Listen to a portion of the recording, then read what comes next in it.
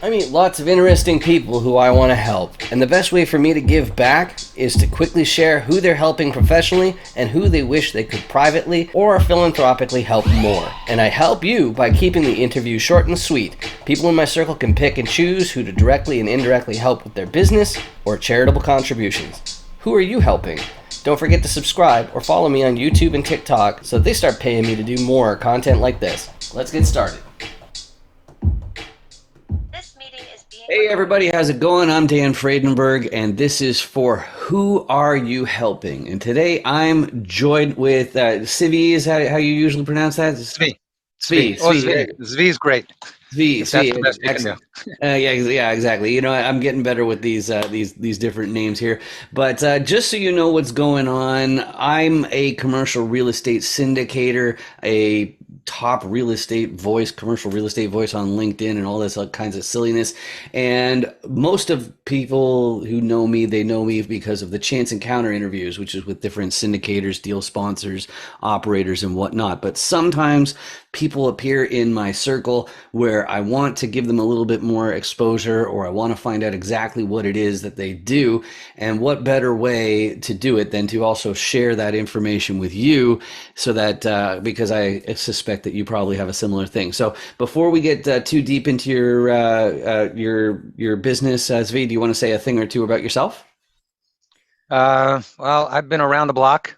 I graduated law school. I did accounting degree. I got an MBA when I didn't like law school. I figured I'd jump to the other building and get an MBA while I'm at it because that was pretty exciting. Mm-hmm. I dived right into high tech after I finished law school. Ran a software company for a while. I did the infomercial thing, which probably everybody does in their lifetime, right? For about 8 years.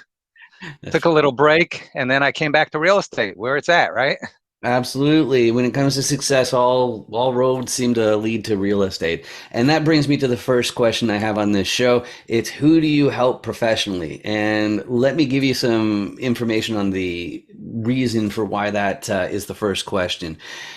Because I went from technology, specifically it's the CRM space, so sending millions of emails every single month like clockwork, and helping with the credit card transactions and whatnot. The thing that I realized as I had to become an influencer, get more of a personal branding audience out there, it's the fact that marketing became much more of a forefront of my focus. And the most difficult part of marketing is called messaging, which is how to explain what it is you do for people. Because on a fairly frequent basis, somebody should be paying you for something you do.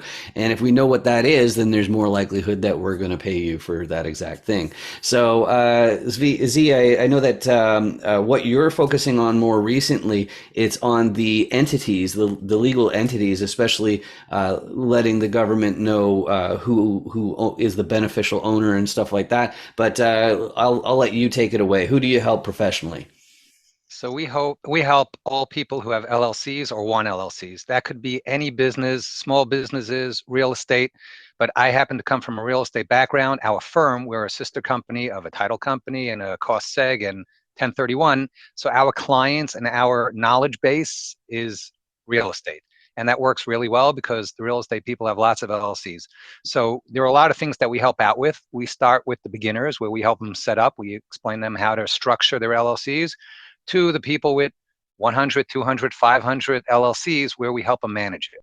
And along comes the government every now and then, throws us a little fun by giving us the Corporate Transparency Act and then having it unconstitutional and enforced anyway. You know, the fun stuff that's been going on this week.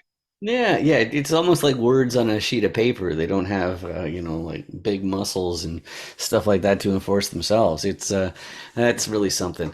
I absolutely love that. And of course, for anybody who doesn't have an LLC, hasn't built any corporations or anything like that, it's pretty easy to get like a bad taste in your mouth if you follow media too much. But really, the whole idea is that if you're going to be doing a business, you need to make sure that you can get sued, and the only thing that you're really really putting at risk is whatever's owned by the company, and you're not doing anything off there. So make sure you do look into opening up your own corporation. I do think that people lump corporations and publicly traded companies in far too often, especially when they're busy trying to vilify it.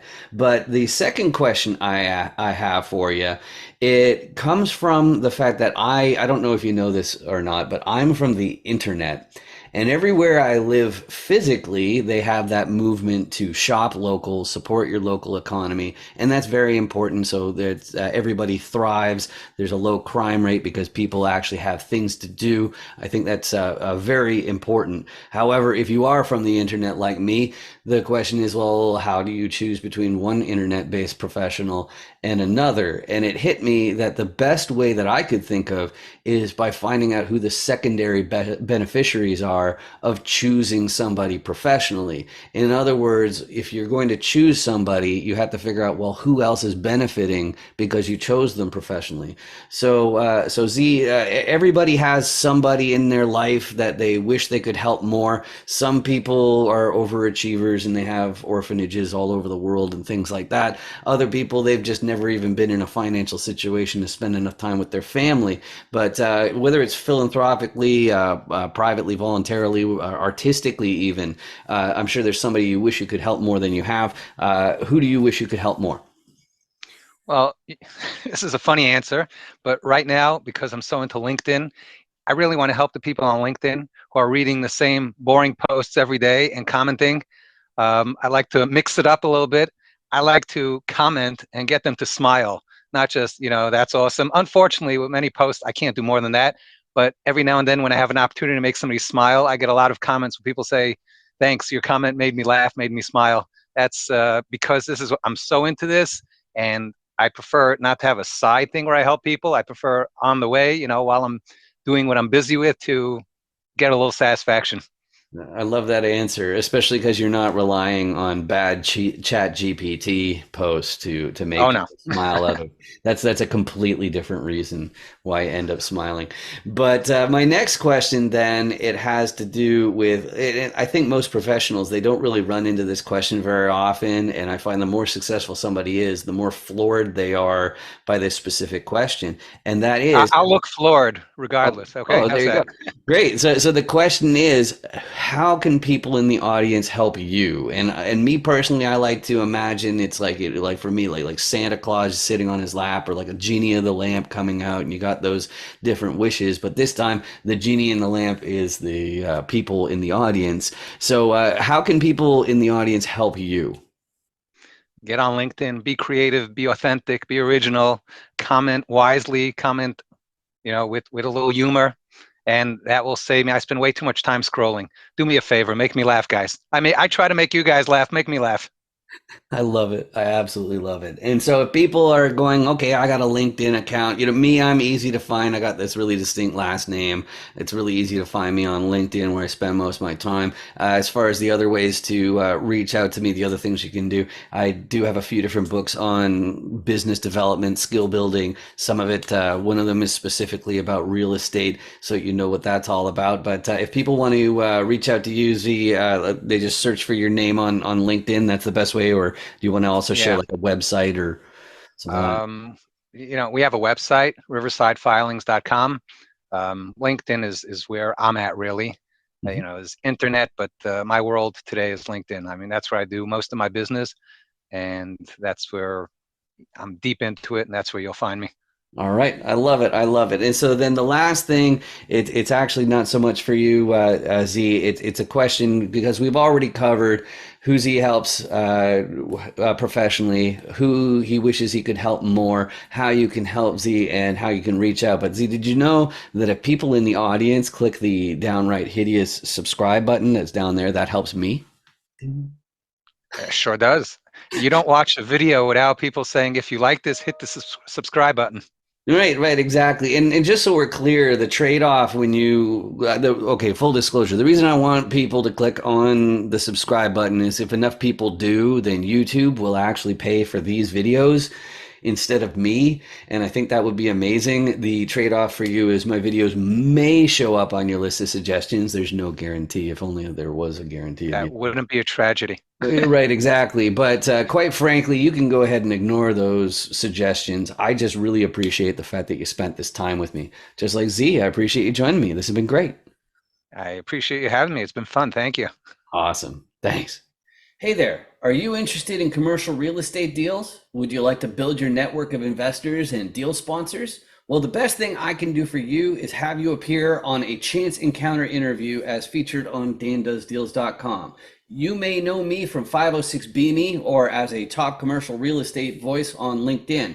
And if I had to think of the top factors in your success in commercial real estate, my top two would be your network and your ability to effectively explain how deals work with effective communication. The 15-minute chance encounter format, it checks both of those boxes, and they ensure that you can share your private deals with me without the SEC calling it a public solicitation.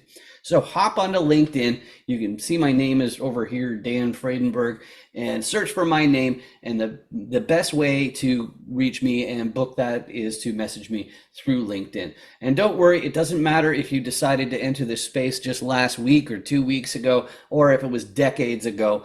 It'll be fun and easy to look good. We're just asking multiple choice questions based on your core competencies you look to contribute, your level of sophistication, and all that kind of stuff. So I hope to hear from you soon. Thanks a lot. Bye. Hey, what's up? I'm Dan Friedenberg, and realestateisascam.com has the brand new book, which is what you should have. You should have the book. And what's the book all about? Real estate's a scam? Well, it's my biggest thing is taking aim at coaches who teach people how to do illegal real estate transactions, because that pissed me right off when I learned about it. And the other thing too is the different securities acts that basically mean if you're poor, then you're going to have to meet a bunch of lawyers and get really, really lucky just to make sure you're not breaking the law by raising money. Anyway, so I hope you check it out. Thanks, guys.